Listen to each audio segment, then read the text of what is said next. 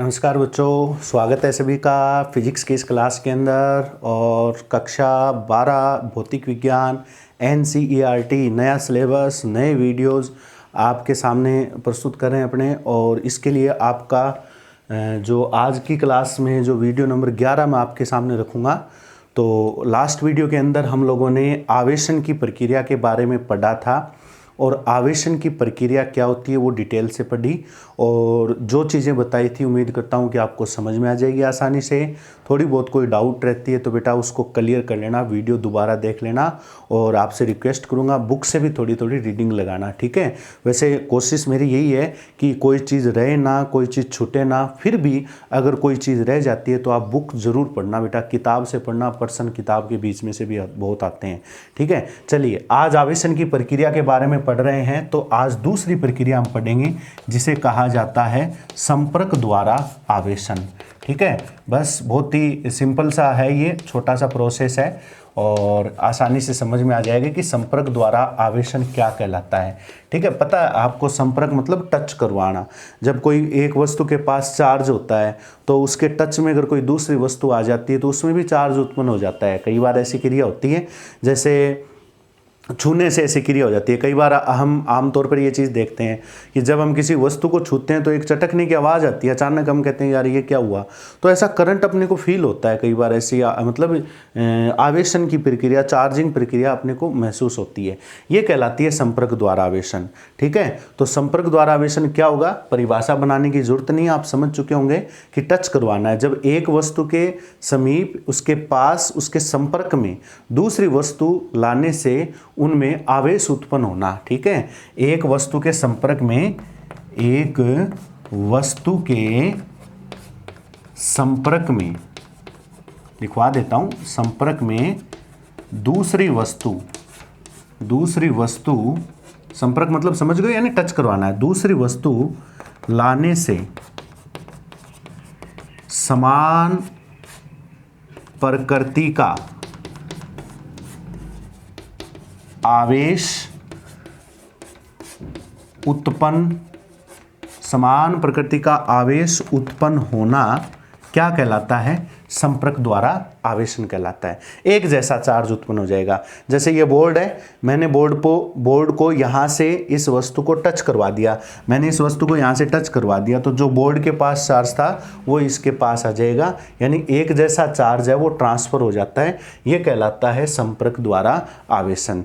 जैसे इसका एक एग्जाम्पल देकर हम ऐसा एग्जाम्पल देकर समझ सकते हैं। जैसे मान लो ये कोई चालक गोला है, ठीक है। जैसे कोई चालक गोला या कोई गोला, ये कह दो ये कोई गोला है, ये अनावेशित गोला है। कैसा गोला है ये, अनावेशित गोला है, ठीक है। और यहाँ पर मैंने एक गोला और रखा हुआ है, इस गोले के पास चार्ज है। जैसे सपोज इस गोले के पास ये चार्ज है। ये कैसा गोला है सर, ये आवेशित गोला है। कैसा गोला है, आवेशित गोला है, ठीक है। मैंने इनको स्टैंड पे लगा रखा है। कैसे स्टैंड है, ये सारे कुचालक स्टैंड है ताकि स्टैंड पर कोई चार्ज ट्रांसफर न हो, ठीक है। आपको ये तो पता ही है चालक क्या होता है, कुचालक क्या होता है। वैसे अपने को पढ़ना भी इनके बारे में, लेकिन फिलहाल आप जानते भी हो कि चालक में आवेश का आदान, मुक्त इलेक्ट्रॉन होते हैं, आवेश आसानी से आदान प्रदान हो सकते हैं, और कुचालकों में ऐसा कम होता है, ठीक है। अब देखो क्या होगा यहाँ पर, अब इसके अंदर यहाँ ये चार्ज बैठे हुए हैं। ये चालक गोला है, ये पूर्ण रूप से आवेशित है और ये अनावेशित गोला है, ठीक है। अब क्या करना है अपने को, कोई गोला या कोई वस्तु है, ठीक है। अभी एक बार आप लोग चालक है, चालक के चक्कर में मत पड़ना। आप इतना समझ लो कि ये कोई गोला है जिसके पास कुछ चार्ज नहीं है, जीरो चार्ज है, और ये कोई गोला है जिसके पास चार्ज है, ये फुल भरा हुआ है चार्ज से। अभी आपको करना क्या है, संपर्क द्वारा, मतलब इसका मीनिंग ये है, ये गोला है पहला गोला, ठीक है। अब इस गोले को टच करवा दूंगा मैं दूसरे गोले से। देखो हो गया ना, ये हो गया संपर्क, संपर्क द्वारा आवेशन। मैंने क्या करवाया, दोनों को टच करवाया। जैसे टच करवाऊंगा, टच करवाते ही इस गोले से चार्ज निकलकर दूसरे गोले पर आ जाएगा, ठीक है। यानी कुछ चार्ज इसके पास रह जाएगा और कुछ चार्ज इसके पास रह जाएगा। यानी ये जो चार्ज है वो दोनों गोलों पर ट्रांसफर हो जाएगा। आधा चार्ज इसका इसके पास आ जाएगा और आधा इसके पास रह जाएगा। ठीक है, यानी आधा आधा चार्ज, ये हो गया संपर्क द्वारा आवेशन। अब आप एक काम करो, संपर्क द्वारा आवेशन हो गया ना, अब आप इन दोनों को अलग अलग कर दो। टच कराने के बाद इन दोनों को अलग अलग कर दोगे ना, तो जैसे ही दोनों को अलग अलग करोगे, पृथक पृथक कर दोगे, तो क्या होगा, आपको इस प्रकार की कंडीशन देखने को मिलेगी कि जैसे ही अलग अलग कर दिया तो आधा आधा चार्ज दोनों गोलों पर बच जाएगा। आधा इसके पास बच जाएगा, आधा इसके पास बच जाएगा। ये प्रक्रिया कहलाती है संपर्क द्वारा आवेशन। क्या कहलाती है? संपर्क द्वारा आवेशन। अभी देखो, जो गोला मैंने ये लिया था ना, पहला गोला, उस गोले के पास भी उतना ही चार्ज आ गया जितना दूसरे गोले के पास था। आधा आधा चार्ज आ गया और वैसा ही चार्ज आ गया जैसा मतलब इसके पास था। धनावेश था तो धनावेश इसके पास आ जाता है, ऋणावेश होता है तो ऋणावेश इसके पास आ जाता है। ये चीज़ आपको ध्यान रखनी है, ये कहलाती है आधा आधा चार्ज आ जाएगा। जितना इसके पास है ना उसका आधा चार्ज, सपोज इसके पास Q था, Q चार्ज था, मान लो इसके पास कितना था, Q चार्ज था, तो अब यहां दोनों के पास कितना रहेगा, Q/2 और Q/2, यानी आधा आधा चार्ज इनके पास रह जाता है। ठीक है, ऐसी कंडीशन कहलाती है संपर्क द्वारा आवेशन। ठीक है, अब ये चीज़, ये डायग्राम इसलिए समझाया मैंने, कई बार न्यूमेरिकल होते हैं, उन न्यूमेरिकल में आपको ऐसा दे दिया जाता है कि एक गोला है, उसके पास इतना चार्ज है, दूसरे गोले के पास इतना चार्ज है, दोनों को टच करवाया, फिर दोनों को अलग अलग रख दिया, तो ऐसी कंडीशन आती है। तो आप ये चीज़ें थोड़ी सी दिमाग में रखना। ठीक है, चलिए इसका स्क्रीनशॉट लीजिए, फिर पढ़ते हैं अपने प्रेरण द्वारा आवेशन, जो कि तीसरा आवेशन है। ठीक है, चलो जी, इसको मैं यहां से हटा देता हूं। आवेशन की कितनी प्रक्रिया पढ़ी थी हमने? आवेशन की प्रक्रियाओं के बारे में हम अध्ययन कर रहे हैं, तो हमने कहा था कि आवेशन की 3 प्रक्रियाएं, 2 प्रक्रियाओं के बारे में हमने पढ़ लिया। ठीक है, अब तीसरी प्रक्रिया का नाम है, आवेशन की जो तीसरी प्रक्रिया है उसे कहते हैं प्रेरण द्वारा आवेशन। देखो, वैसे तो इनमें ज़्यादा कुछ नहीं है, एक एक लाइन की बातें हैं, लेकिन जब इनको समझने का प्रयास करते हैं ना, तो अपने को ये डायग्राम वगैरह बनाकर बताने पड़ते हैं कि सर प्रेरण द्वारा आवेशन का मीनिंग क्या होता है। ठीक है, देखो, प्रेरण द्वारा आवेशन का मीनिंग होता है किसी आवेशित वस्तु की सहायता से आवेशित वस्तु की सहायता से अनावेशित कह दो, अनावेशित वस्तु में स्पर्श करवाए बिना, ये बात ध्यान रखना, विपरीत प्रकृति का आवेश उत्पन्न करने की प्रक्रिया क्या कहलाती है? प्रेरण द्वारा आवेशन कहलाती है। देखो क्या लिखा मैंने, एक आवेशित वस्तु आपको मैं दूंगा और दूसरी वस्तु जिसके पास कोई चार्ज नहीं है। ठीक है, उस आवेशित वस्तु की सहायता से उस दूसरी वस्तु जिसके पास कोई चार्ज नहीं है, बिना टच करवाए, टच नहीं करवाना है, संपर्क नहीं करवाना है, स्पर्श नहीं करवाना है। स्पर्श करवा दोगे तो वो तो हो जाएगा संपर्क द्वारा आवेशन, जो भी अभी पढ़ा है। तो सर टच नहीं करवाना है, स्पर्श करवाए बिना विपरीत प्रकृति का आवेश उत्पन्न करना। ये बात देखो बहुत इंपॉर्टेंट है। विपरीत प्रकृति का मतलब जो चार्ज इस वस्तु के, क्योंकि अपने पास चार्ज वाली वस्तु ये थी, इसके पास जो चार्ज था उसका जस्ट अपोजिट चार्ज इस वस्तु के पास आ जाएगा। यह कहलाता है प्रेरण द्वारा आवेशन कहलाता है। ठीक है, जैसे इसका एक एग्जांपल बताता हूं, पहले आप सुनना ध्यान से। मान लो मेरे पास एक छड़ है, ठीक है, सपोज ये कोई छड़ है और इसके पास मैंने धनावेश ले लिया। ये है धन आवेशित, जैसे मैंने कह दिया कांच की छड़ है। ठीक है, यहां मेरे पास एक गोला है, जिसके पास कोई चार्ज नहीं है, अनावेशित गोला। ध्यान से देखना ये चीज, ठीक है। ये पहला डायग्राम, आवेशित वस्तु ये रही, अनावेशित वस्तु ये रही, स्पर्श करवाए बिना। अब मैं क्या करूंगा, इस वस्तु को, आवेशित वस्तु को इसके नजदीक ले जाऊंगा। इसके कहां ले जाऊंगा, नजदीक। पर ध्यान रखना है, या इसको नजदीक ले आओ, एक ही बात है, पर ध्यान रखना है किस बात का, कि सर टच नहीं होना चाहिए। चलो हम करते हैं ऐसा। ये हमारी वस्तु जिसके पास कोई चार्ज नहीं था, ये हमारी वो वस्तु जिसको मैं इसके नजदीक ले जा रहा हूं, कांच की छड़ जिसके पास ऑलरेडी चार्ज है। अब बताओ, देखो इनके बीच में गैप रख दिया मैंने, ये कहलाता है प्रेरण। प्रेरण द्वारा आवेशन। बताओ मैंने टच करवाया क्या दोनों को, नहीं सर टच तो नहीं करवाया, जगह है। अब होता क्या है, ये अनावेशित वस्तु क्यों है, क्योंकि ये उदासीन है, इसके पास कोई चार्ज, मतलब उदासीन, अनावेशित का मतलब ये कि इसके पास कोई एक्स्ट्रा चार्ज नहीं है, ठीक है। हमने इलेक्ट्रॉन सिद्धांत पढ़ा, जितने धनावेश होते हैं उतने ही क्या होते हैं, ऋणावेश। तो उस वस्तु को उदासीन वस्तु कहते हैं। जिसकी वैल्यू ज़्यादा होती है उसके हिसाब से उस वस्तु का नाम, पॉजिटिव ज़्यादा है तो धनावेशित कह देते हैं, नेगेटिव ज़्यादा है तो ऋणावेशित कह देते हैं। लेकिन यहाँ फिलहाल इसके पास वैल्यू बराबर है, इसका मतलब ये उदासीन है, इसके पास कोई चार्ज नहीं है एक्स्ट्रा, ठीक है। अब मैंने क्या किया, इसको, कांच की छड़ को इस वस्तु के नज़दीक लेके गया। अब ये अनावेशित वस्तु, इसका मतलब इसके पास जितने धनावेश है उतने ही क्या है, ऋणावेश है। तो होगा क्या, इस पॉजिटिव को देखकर इस गोले के जो नेगेटिव चार्ज हैं वो इस छड़ वाले भाग की ओर जमा हो जाते हैं, और जो इसके अंदर पॉजिटिव थे वो पॉजिटिव दूसरी तरफ जमा हो जाते हैं।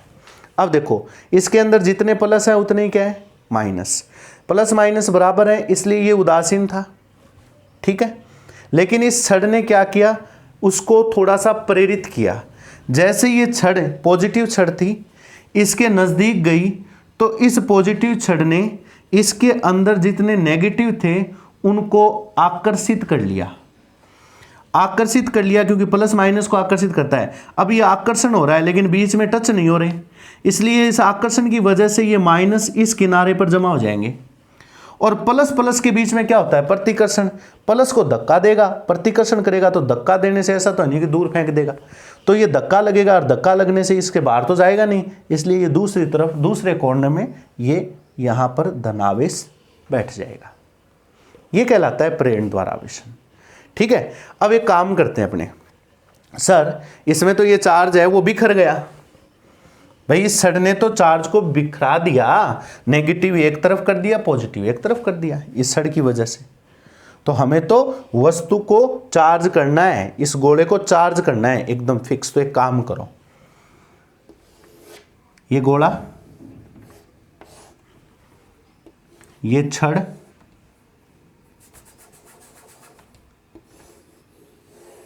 टच नहीं करवाना, इधर नेगेटिव, इधर क्या था, पॉजिटिव। इस गोले को भू संपर्कित कर दो। यह चिन्ह होता है भू संपर्क का, अर्थिंग जिसे हम बोलते हैं ना, पृथ्वी से जोड़ना। यह भू संपर्क यानी पृथ्वी का चिन्ह होता है। मैंने गोले का दूसरा हिस्सा पृथ्वी से जोड़ दिया। अब हमारी पृथ्वी भी एक आवेश का बहुत बड़ा गोला है, और पृथ्वी एक इतना बड़ा गोला है कि पृथ्वी से कितना ही आवेश आप ले लो और कितना ही आवेश दे दो, कोई फर्क नहीं पड़ता उसकी धारिता पर। तो क्या होता है, जैसे ये धनावेशित हिस्सा, क्योंकि यही तो प्रतिकर्षित हो रहा था धनावेश, धनावेश को दूर हटाना है अपने को, क्योंकि ऋणावेश को तो ये छड़ क्या कर रही है, अपनी ओर खींच रही है।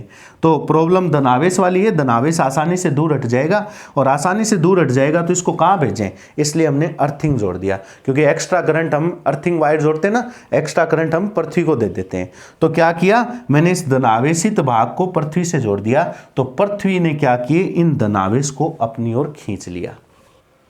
सर धनावेश तो गति करता नहीं, आपने ही कहा था, भाई मैंने बोला था। तो क्या हुआ, क्या ये धनावेश पृथ्वी में चला गया? अब बोलने को तो ऐसा ही कहेंगे कि ये धनावेश कहाँ चला गया, पृथ्वी में, लेकिन रियल में धनावेश कभी गति नहीं करेगा, गति इलेक्ट्रॉन करते हैं। तो सर इलेक्ट्रॉन को तो इसने खींच रखा है छड़ ने, तो इलेक्ट्रॉन कैसे गति करेंगे। तो रियल में क्या होता है बेटा, ऐसा करने से पृथ्वी से इलेक्ट्रॉन आते हैं, पृथ्वी से क्या आते हैं, इलेक्ट्रॉन आते हैं। कितने इलेक्ट्रॉन, जितने धनावेश हैं उतने ही इलेक्ट्रॉन पृथ्वी से आते हैं, और वो इलेक्ट्रॉन इस धनावेश को उदासीन कर देते हैं। आई बात समझ में। अब देखो यहां से इलेक्ट्रॉन इधर आ जाएंगे, इलेक्ट्रॉन इधर आ गए, इसका मतलब पॉजिटिव उधर चला गया, ऐसा बोल सकते हैं अपने, ये बात हमने बोली थी। तो ये इलेक्ट्रॉन इधर आकर पृथ्वी से इलेक्ट्रॉन निकलते हैं, ध्यान रखना ये चीज़, ठीक है। जब इलेक्ट्रॉन इधर आएंगे पृथ्वी से, गति कौन करता है, इलेक्ट्रॉन करता है। अब इलेक्ट्रॉन गति करेगा तो इस पे क्या था, धनावेश था, तो जितने धनावेश हैं उतने इलेक्ट्रॉन इसके द्वारा, ऐसा कह दो कि ये आकर्षित कर लेगा। जैसे ये इलेक्ट्रॉन को आकर्षित करेगा, यहाँ पर टच हो रहा है पृथ्वी से टच करवा रखा है, जितना प्लस उतना ही माइनस होते ही ये भाग उदासीन हो जाएगा। हो गया। अब एक काम करो आप, क्या ये वही गोला अपना, पृथ्वी का संपर्क हटा दो, जो प्लस था वो हमने गायब कर दिया, छड़ मत हटा देना एक बार के लिए। अब क्या बचा इसके पास, केवल नेगेटिव बचा। क्या बचा इसके पास, केवल नेगेटिव बचा। नहीं समझे क्या बात मेरी, क्योंकि जो पॉजिटिव था वो कहाँ चला गया, पृथ्वी में। दोबारा देखो ये चीज़ देखो, एक कांच की छड़ थी जिस पे धनावेश था, गोला कोई चार्ज नहीं था इसके पास, उदासीन था, ठीक है। उदासीन का मतलब क्या होता है, जितने पॉजिटिव है उतने ही नेगेटिव, उदासीन हो गए। मैंने कांच की छड़ को इस गोले के नज़दीक ले गया, टच नहीं करवाना है। जैसे ही नज़दीक लेके जाऊंगा, ये छड़ पॉजिटिव थी, तो इस छड़ ने गोले के अंदर जो नेगेटिव थे उनको अपनी ओर खींच लिया। अब अपनी ओर खींच तो नहीं सकती पूरा, क्योंकि प्लस माइनस को खींचेगा, क्योंकि बीच में टच नहीं है। टच होता तो ये उदासीन कर देता इसको, लेकिन बीच में संपर्क नहीं है, इसलिए ये माइनस इस हिस्से पर जमा हो जाएगा इस प्लस के कारण, क्योंकि इसने इसको खींच रखा है। और ये प्लस प्लस को दूर धक्का देता है, और दूर धक्का देगा तो ये धनावेश बाहर तो पड़ेगा नहीं गिर के, तो ये धनावेश दूसरी साइड में जमा हो जाएगा।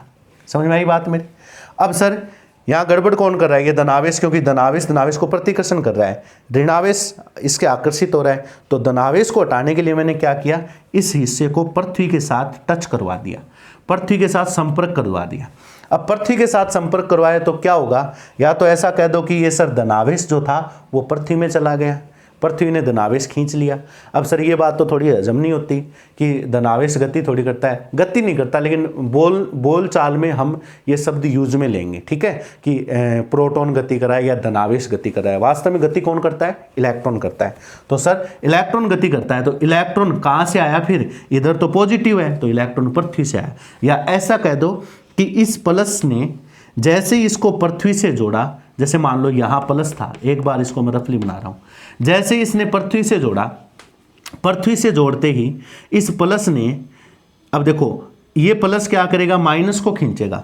अब ये प्लस इस माइनस को तो खींच नहीं सकता, क्योंकि ये माइनस इससे आकर्षित हुआ है, तो फिर ये प्लस क्या करेगा, पृथ्वी से माइनस खींचेगा। तो पृथ्वी से माइनस खींचने का मतलब पृथ्वी से इलेक्ट्रॉन खींचेगा, और उतने ही इलेक्ट्रॉन खींचेगा जितने इसके पास धनावेश है। भाई जितने इसके पास पावर है उतना ही खींचेगा। ये यहाँ से इलेक्ट्रॉन खींचेगा, इलेक्ट्रॉन खींचेगा, तो इलेक्ट्रॉन खींचते ही इधर पृथ्वी से इलेक्ट्रॉन आ जाएंगे, ये धनावेश हैं, जितने इलेक्ट्रॉन उतने धनावेश, आपस में मिलकर बन गया उदासीन हिस्सा। समझ में आ गई बात मेरी। इस प्रकार ये जो हिस्सा होता है वो क्या हो जाता है, उदासीन।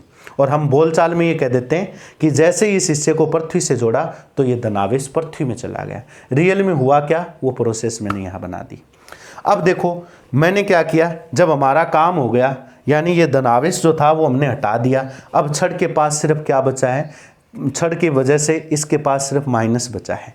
अब एक काम करो, क्या, अब इस छड़ को भी हटा दो, क्योंकि छड़ का काम खत्म हो चुका है। अभी इस माइनस को कोई डिस्टर्ब नहीं करेगा, मैंने इस छड़ को हटा दिया। अब ये छड़ भी यहाँ से हटा दो, तो इस गोले के भीतर ये माइनस आवेश रह जाएगा, क्योंकि ये माइनस फिर अंदर रह जाएगा इसके अंदर।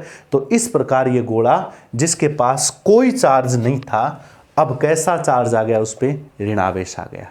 किस वजह से, प्रेरण द्वारा। किस वजह से? प्रेरण द्वारा टच नहीं करवाया मैंने, प्रेरण द्वारा मैंने गोले को चार्ज कर दिया। देखो आपने एक चीज़ नोट की होगी इसमें कि जब मैंने गोले को चार्ज किया तो विपरीत प्रकृति का आवेश उत्पन्न हुआ। क्यों? क्योंकि छड़ मेरी कैसी थी? धन आवेशित। तो गोले पर चार्ज कैसा आया? ऋण आवेशित। समझ गए? तो धनावेशित वस्तु से मैंने प्रेरण द्वारा दूसरी वस्तु पर ऋणावेश उत्पन्न कर दिया। अगर इसका उल्टा पढ़ लें कि सर अगर यहाँ ये छड़ नेगेटिव चार्ज की होती तो इस गोले पर फिर क्या आता? पॉजिटिव चार्ज आ जाता। ये कहलाता है प्रेरण द्वारा आवेशन। ठीक है, उम्मीद करता हूँ कि ये चीज़ समझ में आ गई होंगी।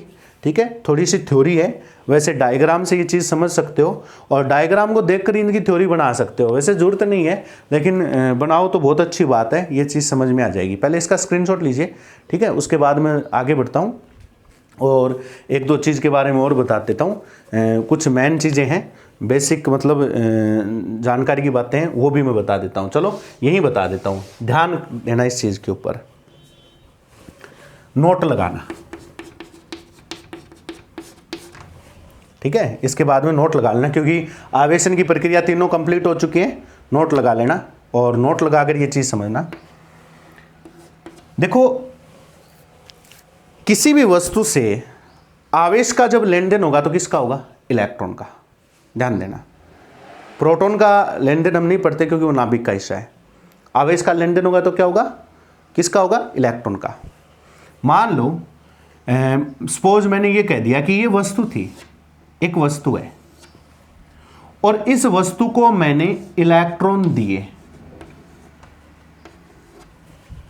इस उदाहरण को समझना, जब मैं इस वस्तु को इलेक्ट्रॉन दूंगा तो इस पर नेगेटिव बढ़ता जाएगा। यानी सर ये वस्तु क्या हो जाएगी? ऋणावेशित। ध्यान देना मेरी इस बात पर, ये वस्तु क्या होगी? ऋणावेशित। क्यों? क्योंकि हमने इस वस्तु को क्या प्रोवाइड किए? इलेक्ट्रॉन्स। जब किसी वस्तु को इलेक्ट्रॉन देंगे, देखो वस्तु विद्युत रूप से क्या है? उदासीन। ठीक है, जितने पॉजिटिव उतने नेगेटिव। लेकिन मैंने यहां क्या किया? मैंने वस्तु पर इलेक्ट्रॉन दे दिए और इलेक्ट्रॉन दिए 5, 10, 15, 20 जितने भी। जैसे ही मैं इनको इलेक्ट्रॉन दूंगा तो इस पे इलेक्ट्रॉन की संख्या क्या होगी? बढ़ गई। इलेक्ट्रॉन की संख्या बढ़ गई, इसलिए उस वस्तु को क्या कहेंगे? ऋणावेशित। ठीक है, वस्तु क्या होगी? ऋणावेशित होगी। जब कोई वस्तु ऋणावेशित होती है तो उसका द्रव्यमान बढ़ जाता है। यह बात ध्यान रखनी है, नोट के अंदर यह बात बहुत महत्वपूर्ण चीज है और अच्छी तरीके से नोट कर लेना आप लोग कि जब किसी वस्तु को ऋणावेशित किया जाता है तो उस वस्तु का द्रव्यमान बढ़ जाता है। बहुत महत्वपूर्ण। सर कैसे बढ़ा? क्योंकि मैंने उस वस्तु पर इलेक्ट्रॉन्स की संख्या बढ़ा दी। जैसे सपोज ये डस्टर है, ये वस्तु है, अभी फिलहाल इस वस्तु पर जितने पॉजिटिव हैं उतने नेगेटिव हैं। ठीक है, एक छोटा सा उदाहरण मैं आपको यहां पर देकर बता रहा हूं। अब मैं कुछ चौक के टुकड़े ले रहा हूं। सपोज ये चौक के टुकड़े इलेक्ट्रॉन है, फिलहाल इसके पॉजिटिव नेगेटिव इक्वल है। मैं क्या करूंगा? इस वस्तु पर इलेक्ट्रॉन की यानी चौक के टुकड़े मैं इसके ऊपर रख रहा हूं। इस डस्टर के ऊपर मैंने चौक के टुकड़े रख दिए, मतलब मैंने इस वस्तु को इलेक्ट्रॉन दे दिए।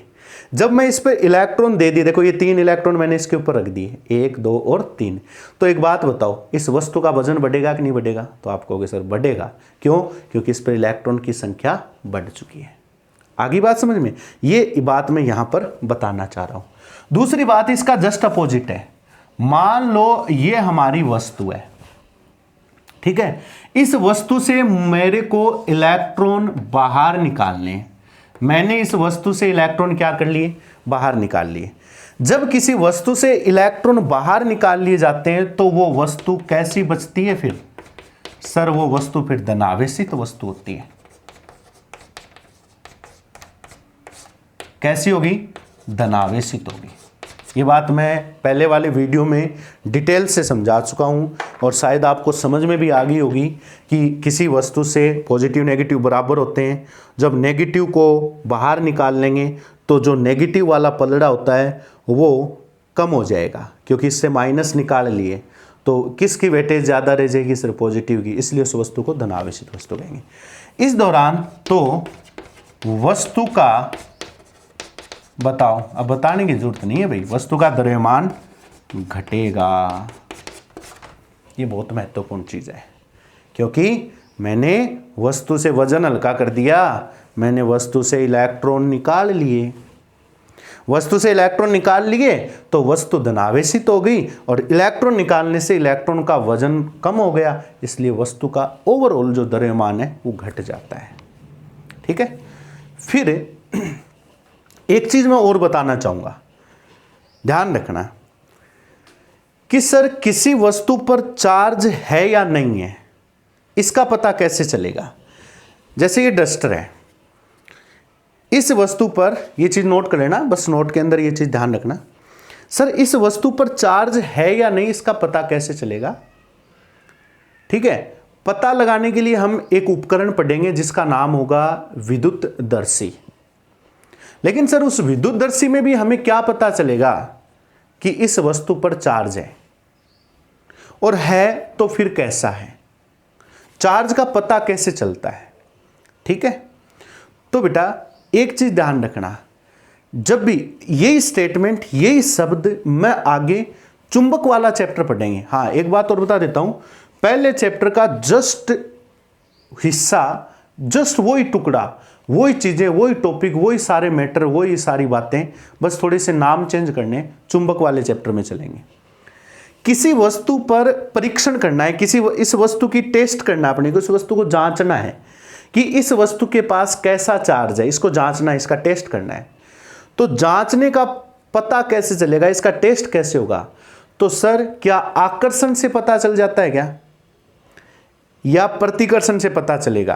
किसी वस्तु पर परीक्षण का पता लगाना, किसी वस्तु पर आवेश का पता लगाना, ध्यान रखना ये चीज हमेशा कि किसी वस्तु पर जब विद्युत, अब जैसे ये हमें चार्ज का पता लगाना है तो ये हो गया विद्युतीय परीक्षण। क्या हो गया? विद्युतीय। ऐसे ही अगर चुंबक का पता लगाना होता है तो वो जाता है चुंबकीय परीक्षण। तो किसी वस्तु का जो अगर विद्युतीय परीक्षण करना होता है तो वो विद्युतीय परीक्षण सदैव प्रतिकर्षण से ही पता चलता है। किससे पता चलेगा? प्रतिकर्षण से। ध्यान देना, विद्युतीय परीक्षण सदैव प्रतिकर्षण से ही पता चलेगा। अपने को पता ऐसे चलेगा कि इसके मतलब आकर्षण तो किसी भी वस्तु के अंदर हो सकता है। जैसे सपोज हम लोगों ने जो पेन लिया था, पेन को बालों से रगड़कर कागज के टुकड़े वो उससे चिपक जाते हैं, तो मिट्टी के कण भी उससे चिपक जाते हैं। समझ गए बात मेरी? मिट्टी के कण भी उससे चिपक जाते हैं। अन्य हल्की वस्तुएं भी, बहुत सारी वस्तुएं होती है जो आपस में उससे चिपक जाती है। ठीक है। तो वस्तुओं का चिपकना आकर्षण हो गया।